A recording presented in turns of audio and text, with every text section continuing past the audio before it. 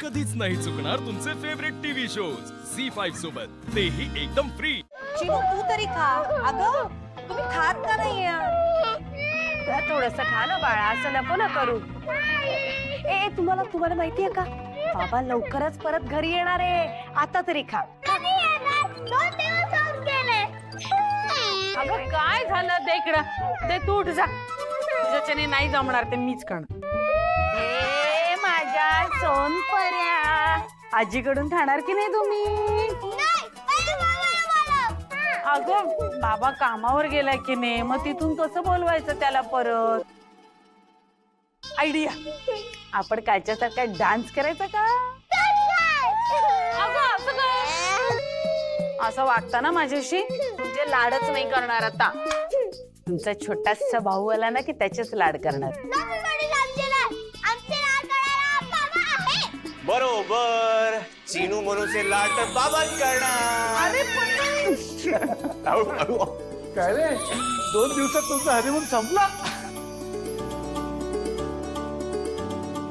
आणि मी सांगितलं होतं ना इथली काळजी करू नका म्हणून, मग हिने हट्ट केला आणि आलात ना तुम्ही परत।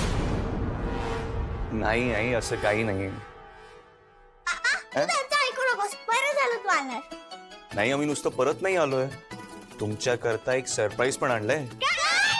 सरप्राईज? काय सरप्राईज आहे भाऊजी? सांग, येऊ दे रे।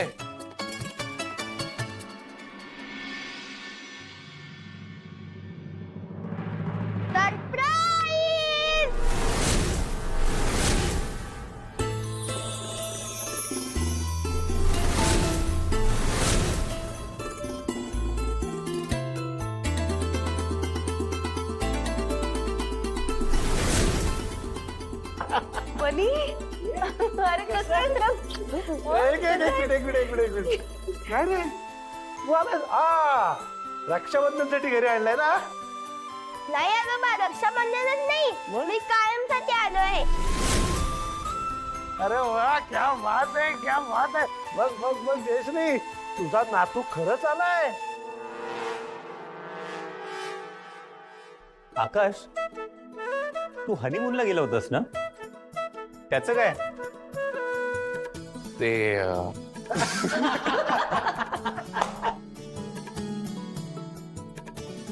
खरंच आकाश, तुम्ही मला माझ्या वाढदिवसाच्या दिवशी जे गिफ्ट दिले ते मी कधीच विसरू नाही शकत। अहो, असं काही जगावेगळं केलं नाहीये मी। इथे सगळ्यांना स्पष्ट दिसत होतं की तुम्हाला बनीशिवाय खूप त्रास होतो, आणि बनी पण तिथे केवढा एकटा होता, म्हणून आणलं परत त्याला। मला माहित होतं हे असंच होणार, आपण ना याला पाठवायलाच नको होतं। नाही बाबा, मी तेव्हाच तुमचं ऐकायला हवं होतं।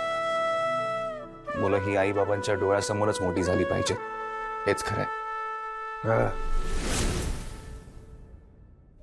एकदम बरोबर। आणि हे बनी, आता पुन्हा हॉस्टेलचं नाव काढलंस ना, 2 धपाटे देईन तुला।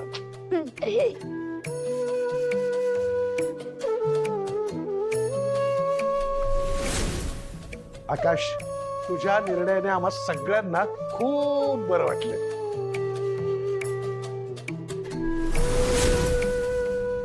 जयश्री, तिकडे कोपऱ्यात काय करतेस? ये ये ये ये ये, अगं बोल काहीतरी तू।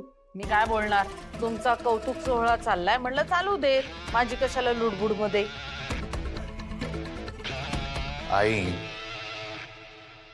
आय एम सॉरी, पण बघ ना, आपला बनी परत आलाय। हा, तुला आनंद नाही झाला का?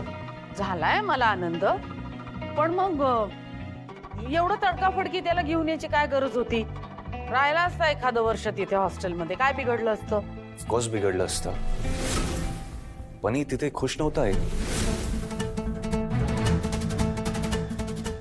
हा, पण मग फीचं काय? आता इथल्या शाळेची फी, नंतर त्या हॉस्टेलची कुठली ती बोर्डिंग स्कूलची फी 80% रिफंड मिळालाय।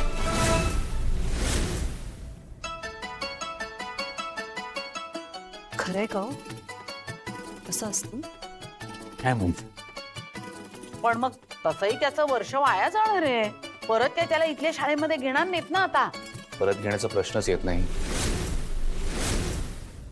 कारण मी त्याच्या या शाळेतून त्याचं नाव काढलंच नव्हतं।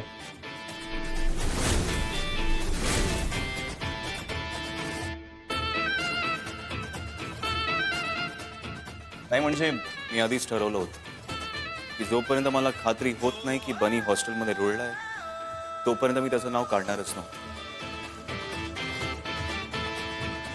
आणि येणं वे बरंच झालं ना. बनी तू उद्यापासूनच शाळेत परत जाऊ शकतो.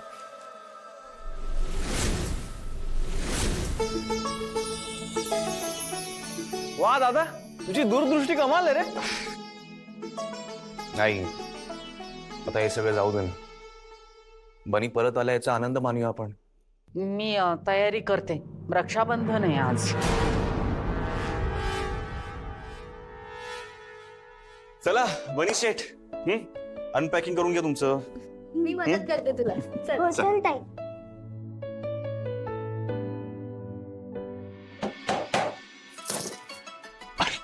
रिलॅक्स तुम्ही. ओ बाबा, मला वाटलं की चिनू म्हणून आलेत. सरप्राईज आहे ना त्यांचं, गिफ्ट आहे. अरे वा. नाही डोंट वरी, मी कोणाला काहीही सांगणार नाही. मी फक्त तू रेडी झालास काय बघायला आलो होतो. हो झालं ना, जाऊया. हा पण तू हे घालणार आहेस का? हो छान आहे ना. ठीक आहे. दुसरं काही ट्राय करू आपण. दुसरं काय ट्राय करणार, माझ्याकडे हा एकच छान कुर्ता आहे. अजून एक ऑप्शन आहे आपल्याकडे.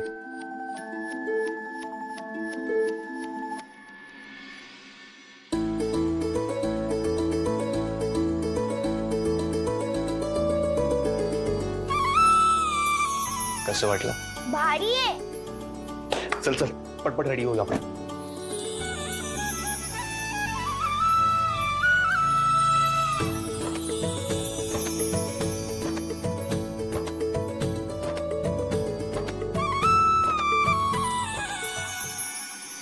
वा वा वा, क्या बात आहे. काय सुगंध दरवळतोय शिऱ्याचा. अवनी, वाटीत जरासं चाखायला द्या मला. हो बाबा आणते. आणि आवडला तर मी दाबून खाणार आहे बरं का शिरा. हा अजिबात कुणाचा काही ऐकून घेणार नाही. हा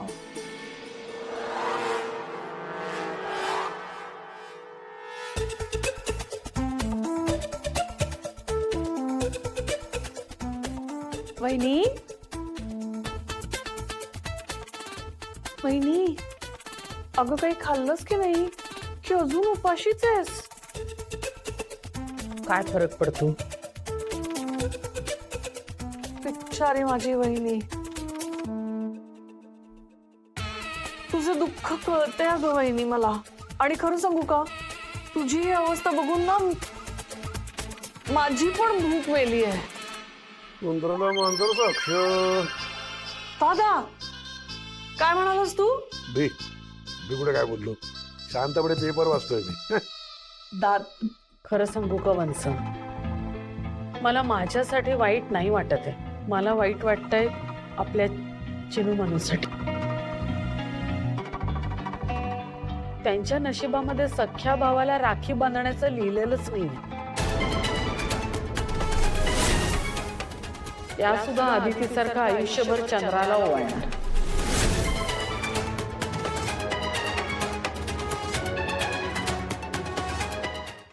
झी 5 ॲप डाउनलोड करा आणि पहा सर्व एपिसोड्स एकदम फ्री.